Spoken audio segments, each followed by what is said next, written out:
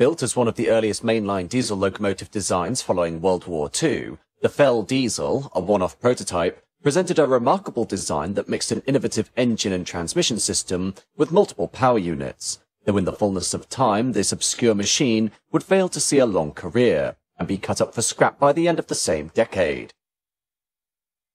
In the late 1940s, the general notion within the ranks of the newly formed British Railways was that diesel would replace steam traction on a widespread scale. Though much debate ensued as to what type of transmission future locomotives should employ, the United States favouring electric transmission, while continental Europe preferred hydraulic.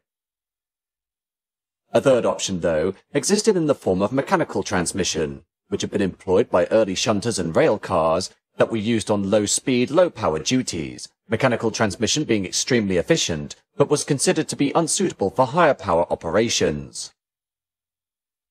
However, in response to this overarching perception of mechanical transmission, Lieutenant Colonel Louis Frederick Rudston Fell stepped up to challenge this preconceived notion, Fell being a Yorkshireman who had started out as a turner and fitter with the Great Northern Railway at Doncaster, before serving with the Royal Flying Corps in World War I, where he was in charge of an aircraft engine repair base before becoming head of research at the Air Ministry and a member of the Royal Aeronautical Society.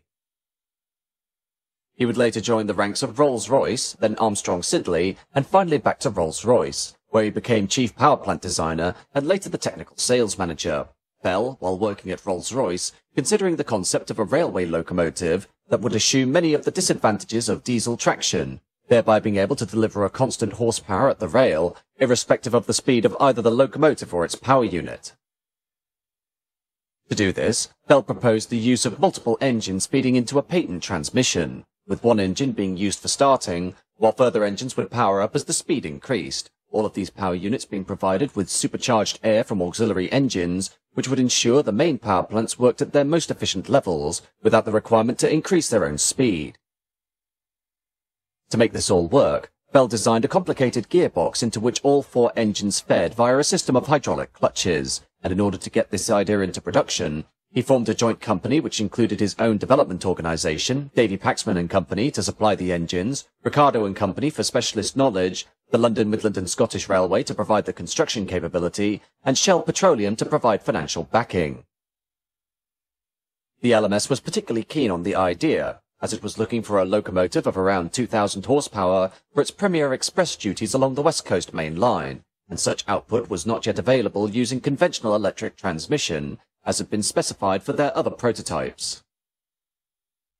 The resulting locomotive was designed as a collaboration between Fell and H.G. Ivett, the chief mechanical engineer of the LMS, and while it looked to some extent much like a conventional diesel locomotive, it presented much larger nose ends than other types, which housed the propulsion engines and their corresponding cooling radiators, with two mounted side by side, these units driving the Fell gearbox arrangement via a system of fluid couplings and differential gears.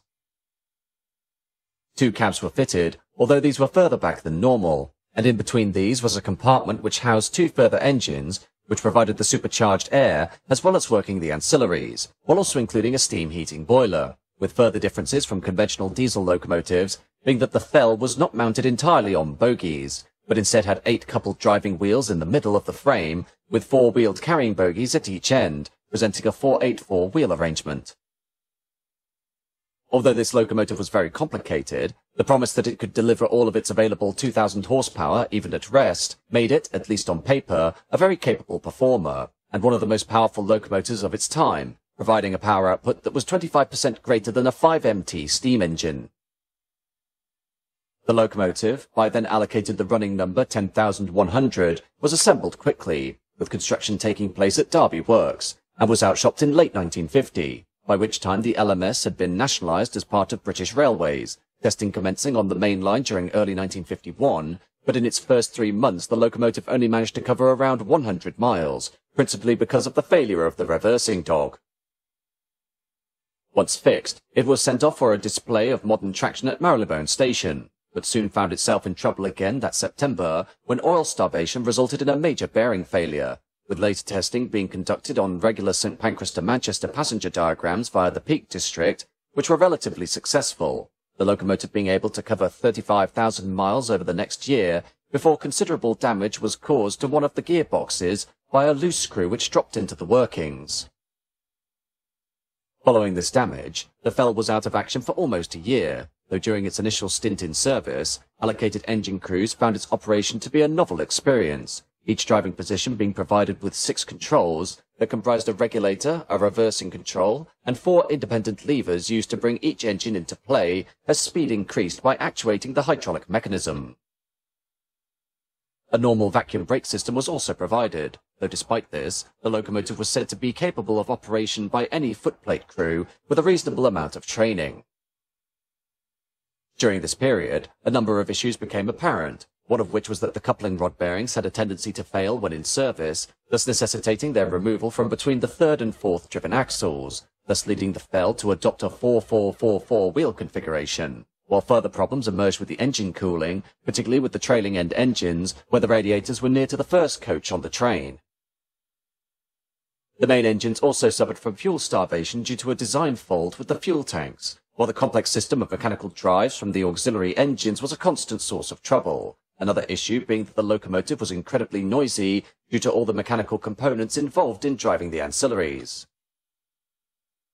Despite these issues, the Fell showed considerable promise, and in trials over the Settle and Carlisle route, proved itself capable of hauling a 385-ton train up a 1 in 100 gradient at 50 miles an hour, a performance that bettered any diesel then available, and was also superior to the latest Britannia-class express steam locomotives, though it was found that, at the top end of its speed range, power output fell more than anticipated, making the intended use on express trains less attractive. Fuel consumption was very similar to the English electric-powered prototypes then under test, but which were less powerful, though regardless, British Railways were very impressed by the locomotive, and thus bought the engine outright in 1955, and with the problems that had beset the Fell locomotive having been identified early on, work commenced on designing an upgraded version, with the planned second locomotive being taken forward for early conception, which would have been of 2,300 horsepower using simpler mechanics. By this time, torque converter technology had advanced enough that it could have been employed, allowing the use of normal turbocharging and the subsequent elimination of the auxiliary engines along with their noisy drive shafts, which in turn would have allowed the radiators to be resited in the middle of the locomotive, and thereby eliminating the cooling problems.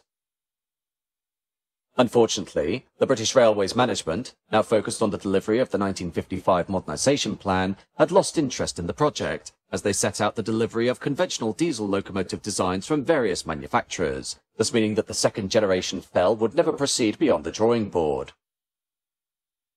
After covering more than 80,000 miles, 10,100 suffered its final failure in October 1958, when its steam heating boiler caught fire during a layover at Manchester Central Station, resulting in severe damage, the locomotive being towed back to Derby Works, where no attempt was made to repair it, and it remained there until it was scrapped in 1960.